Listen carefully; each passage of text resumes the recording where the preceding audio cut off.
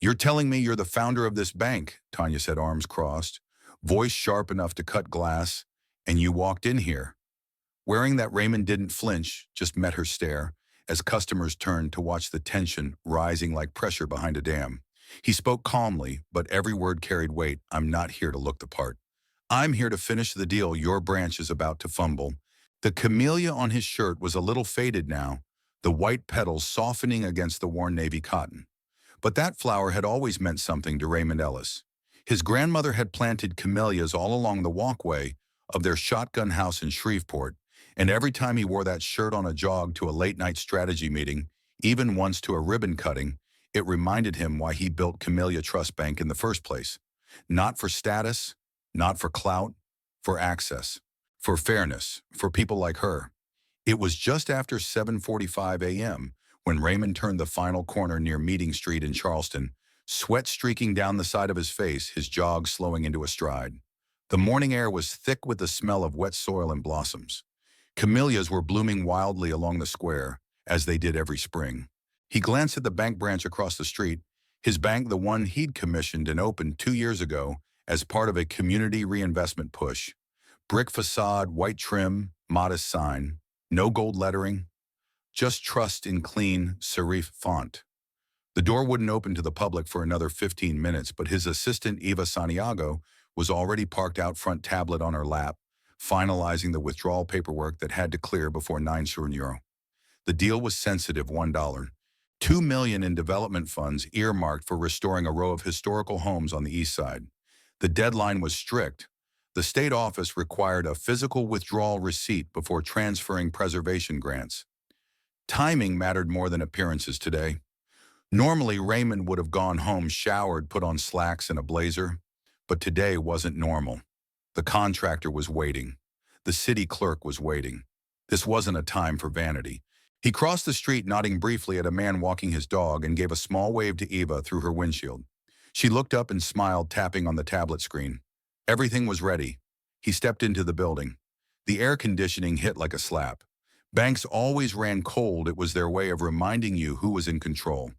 The lobby lights had just flicked on. At the counter stood a tall woman in a powder blue suit dress with matching heels. She glanced up, her expression shifting the second she took him in. That look. Raymond knew it well. It was the one that asked a question without asking anything at all. "What are you doing here?"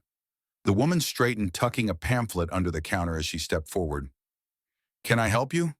Her tone wasn't warm, not cold either, just clipped, measured, controlled.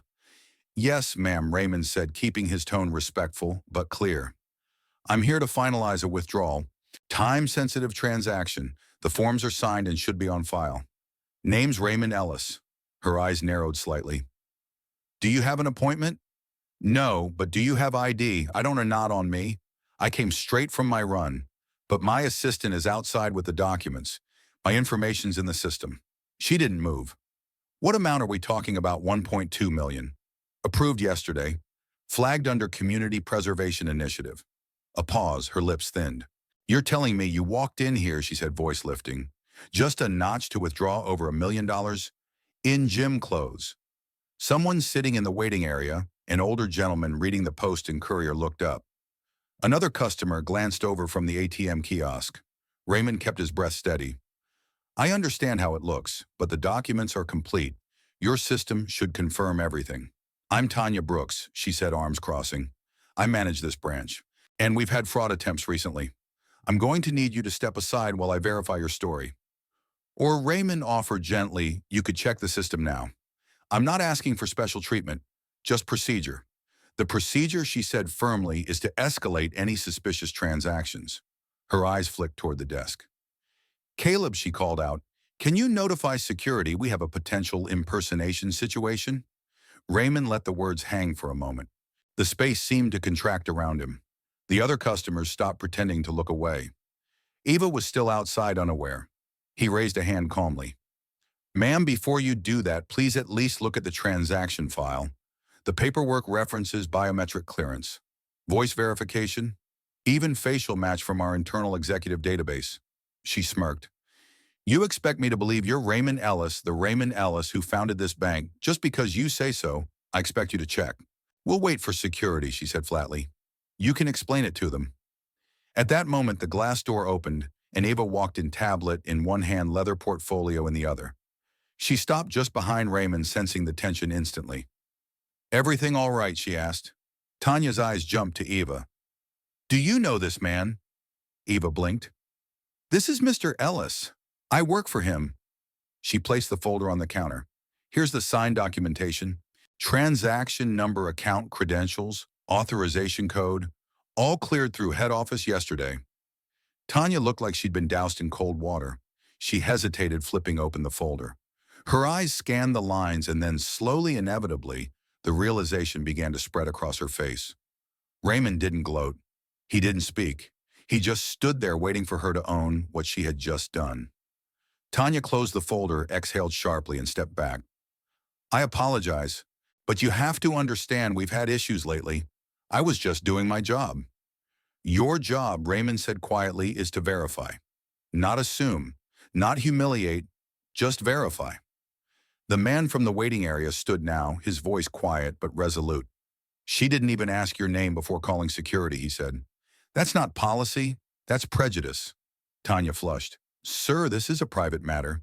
It's not, Eva said, arms now crossed. It became public the second you raised your voice. Tanya opened her mouth, but nothing came out. Raymond gestured to the documents. Everything you needed to know was right there, but instead of looking, you judged. She tried again. I didn't mean you didn't mean, Eva cut in, but you still did. That's the problem. At that moment, the security officer arrived, a heavyset man in his 50s with a walkie clipped to his vest. Everything all right here, he asked. Tanya pointed half-heartedly. It's resolved. The guard looked at Raymond, then at Eva. You sure? We're sure, Raymond said, then turned to Tanya. You're relieved of duty, effective immediately. HR will follow up. You are not to interact with customers or systems from this point forward. Her mouth dropped open. You can't just, I can, Raymond said, because I built this place, and because what you did today wasn't just disrespectful, it was reckless. Tanya stood frozen. The petals on his shirt caught the light through the window, pale white against blue. A symbol, a warning, a reminder. He turned to the teller, now standing awkwardly at her station. Could you please begin processing the withdrawal? Yes, sir, she said quickly. Just a moment. Raymond stepped back. Eva stood beside him, calm but firm. Neither of them said another word to Tanya. There was no need. The silence carried the truth further than anger ever could. Tanya Brooks was still standing behind the counter, shoulders tight, jaw locked, the edges of her pride curling like paper near a flame. The security guard hovered by the door, unsure whether he'd walked into a robbery or a reckoning.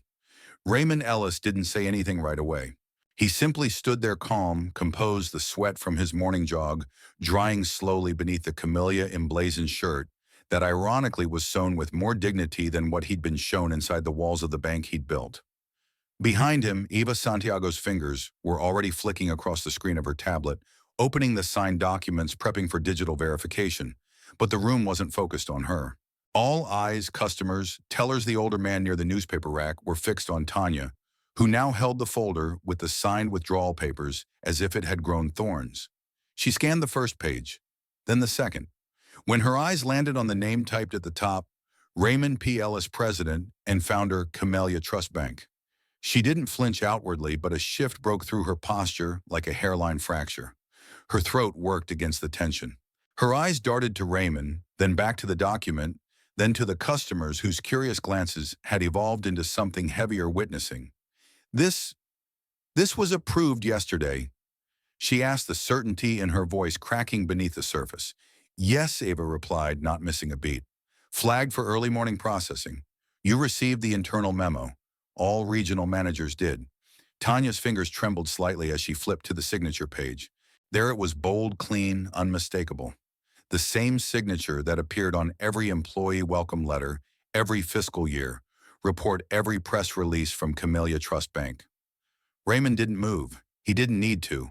The room was already doing the work. The silence had changed. It wasn't confusion anymore.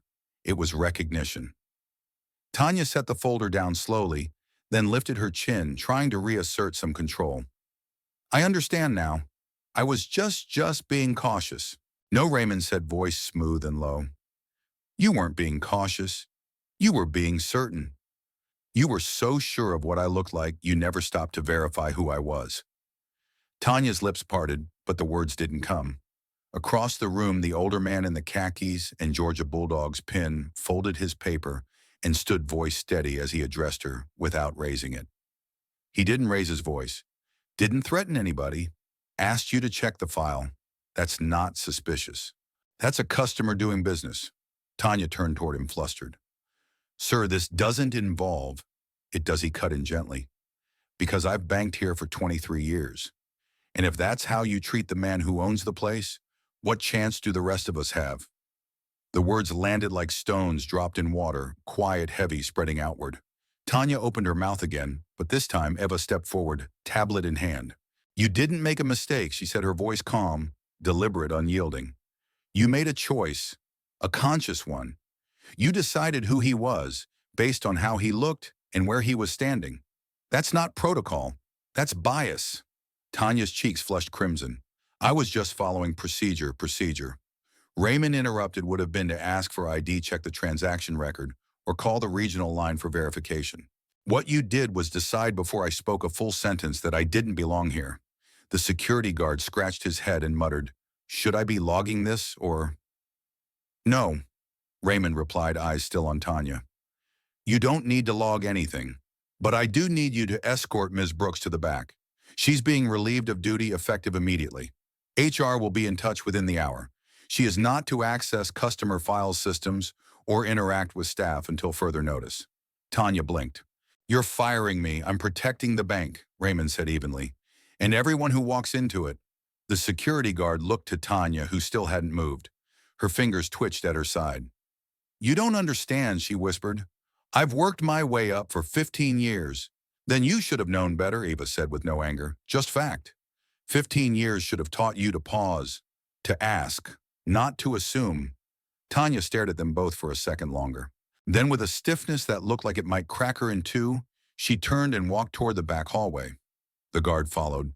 The lobby stayed still. The young teller, Alyssa, her name tag read, looked around nervously. Should I, continue the withdrawal process? Yes, Raymond said gently. Everything you need is in the file. She nodded and stepped behind the counter, tapping hesitantly at her terminal. Across the lobby, the older man approached Raymond slowly. Mr. Ellis, sir, he asked. Raymond turned. Yes, the man extended a weathered hand. Melvin Carter. I just want to say, you handled that with more grace than most. I've seen less get folks escorted out in cuffs. Raymond shook his hand. Appreciate that, Mr. Carter. I appreciate you. What you said, it needed saying. A lot of us walk around the city trying not to ruffle feathers, but sometimes feathers need to be ruffled. Sometimes Raymond agreed they need to be plucked. Melvin chuckled. Well said. As the man returned to his seat, Eva turned toward Raymond. You all right? I'm fine, he said. We've still got to get this receipt processed. Once that's done, we head straight to the redevelopment office. And her, Eva asked, Tanya, that's HR's concern now. But before she hears from them, she's going to get a number from me. Eva tilted her head. A number, Dr. Deandra Solis. She runs equity and bias training in Charleston. I worked with her after the Daniels audit. Tanya's not evil, but she forgot who she was supposed to be the second she felt uncomfortable. Eva nodded. That's the most dangerous kind of reflex, the one that looks like instinct, but smells like fear. Alyssa looked up. Sir, the codes match. Final authorization needed here. Raymond stepped over, entering a 6-digit verification PIN only 3 people in the bank had access to. Thank you, Alyssa, he said. You did well. She blushed. I'm sorry about earlier. You don't need to be, he said, handing her a crisp $100 bill from his clip. But you should take this. I can't accept you can. And you should, because professionalism under pressure is more valuable than you know. She smiled, faintly nodding. Eva gathered the signed receipt and handed it to Raymond. He tucked it into his inner waistband pocket, then turned toward the glass doors. Outside, the camellias along the square swayed in the wind. But as he stepped toward them, he didn't just see flowers. He saw the people that flower was meant to protect. People like his grandmother, People like the next young man who'd walk into a space and be told without a word that he didn't belong. And the only way to change that was to name it when it happened, every time, quietly, decisively, without apology. Raymond stepped into the sunlight with a receipt tucked safely inside the zip pocket of his joggers, the scent of camellias still lingering on the breeze like a quiet reminder of everything that just happened. The cool hush of the bank's interior fell away as the real world resumed its hum, cars rolling past, a dog barking in the distance, morning unfolding like nothing inside had broken. But something had, not just protocol or procedure, something deeper. He didn't need to say it aloud. Eva felt it too. She followed closely behind, eyes sharp beneath her sunglasses, the empty portfolio clutched in one hand. They moved in silence toward his black SUV parked under the shade of a crepe myrtle tree. Once inside, doors closed and the engine off, Eva exhaled like she'd been holding something in the whole time. "You ever get tired of it?" she asked, her voice softer than usual, eyes fixed out the windshield watching two sparrows chase each other across the brick sidewalk. Raymond didn't answer right away. He leaned back in the driver's seat, camellia shirt still damp from the run hands resting loosely on the steering wheel. "Yeah," he said after a beat. "I do. Not the work, not the hours. But this being doubted, being second-guessed, having to validate my presence in rooms I built, that gets heavy." Eva nodded slowly, not needing to look at him to understand. "It shouldn't have to be that way," she murmured. "But you still show up. Because someone has to," he said. "Because the next person might not be able to hold it together, might not have a folder, might walk out humiliated and never come back." And then what he looked out toward the garden square across the street. The camellias were full and wild this time of year, spilling over wrought iron fences like they refused to be pruned. "You know why I named it Camellia Trust?" he asked, still gazing forward. Eva turned to him, now curious. He smiled faintly. "My grandmother used to plant white camellias along the edge of her house in Shreveport. Said they were symbols of perseverance and faith. She'd hum while she gardened. Told me every petal was a prayer." "That's beautiful," Eva said quietly. "She never had a bank account," Raymond continued. "Cash under the mattress. Didn't trust the system. Said it wasn't built for people like her. And she wasn't wrong. When I started this place, I wanted to change that. I wanted anyone to walk in and feel like they belonged. Even if they're in joggers," Eva added. He chuckled once. "Especially if they're in joggers." The light turned yellow at the corner as a school bus came to a stop, and a group of teenagers spilled out, laughing, jostling, full of noise and possibility. One boy lagged behind backpack, slung low earbuds and hood halfway up despite the heat. Raymond watched him for a second longer than necessary. "I think about them a lot," he said, nodding toward the group. "The ones coming behind us. What they inherit. What they'll face before they even know who they are." Eva followed his gaze, eyes softening. "You think Tanya will learn from this?" "That's not my job to make sure," Raymond said. "I did my part. Whether she grows from it, that's on her." Eva leaned back against the headrest, letting the weight of the morning settle. "What stuck with me the most wasn't how she spoke to you," she said after a moment. "It was how sure she was. Like she knew you were trouble. No hesitation. No doubt." "That's what scares me," Raymond said. "That kind of certainty walking around in people with power. Not hate, just unexamined instinct." "Conditioning," Eva said. "Exactly, and it's dangerous. Because it looks like policy, feels like protocol, but really it's just a reaction that's never been questioned." A long silence stretched between them, but it wasn't uncomfortable.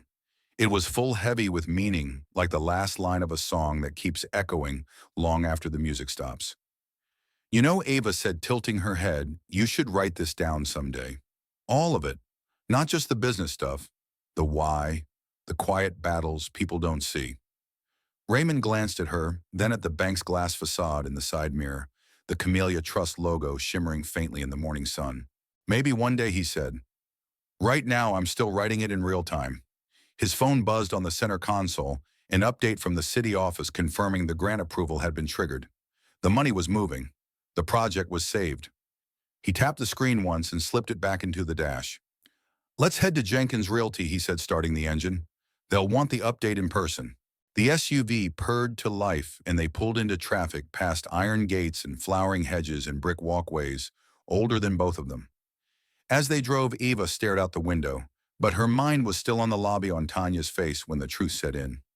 You think she's done that before? Almost definitely, Raymond said. Maybe not with that volume, but with that certainty, yeah. And no one said anything. Maybe they did, he said, but maybe no one with the weight to make it stick.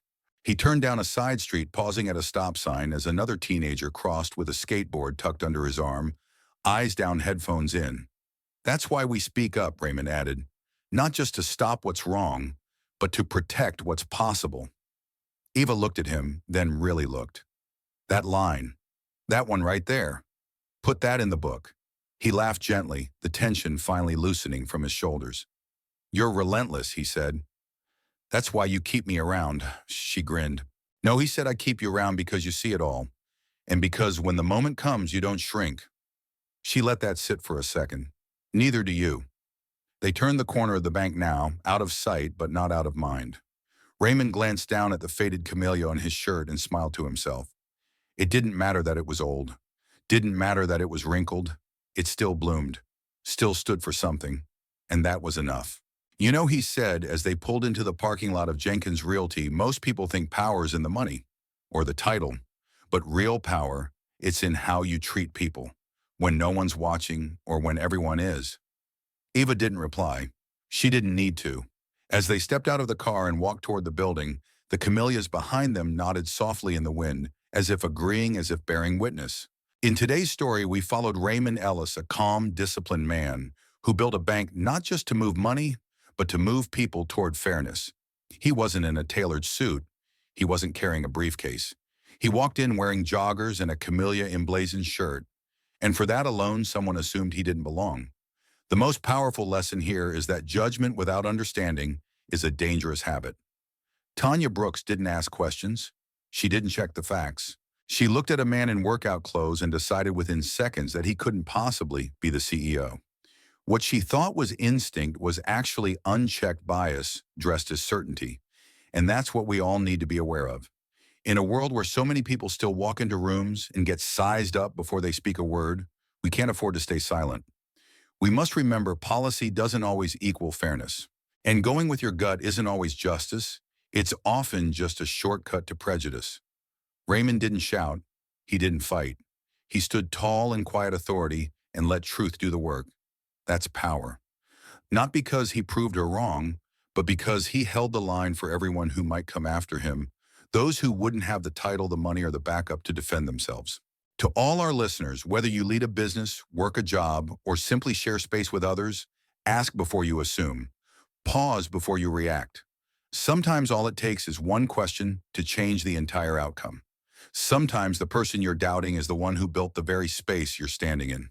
So here's the takeaway. Don't mistake conditioning for caution. Don't confuse appearance with ability. And never underestimate the quiet strength of someone who chooses dignity over drama. On behalf of U.S. Instructive Stories, thank you for joining us today. If this story made you pause, reflect, or see the world a little differently, share it. Let it spark a conversation. Because these everyday moments matter. They shape how we see one another and how we move forward together. And remember, true power doesn't shout. It listens, it lifts, and it always asks the next question. Until next time.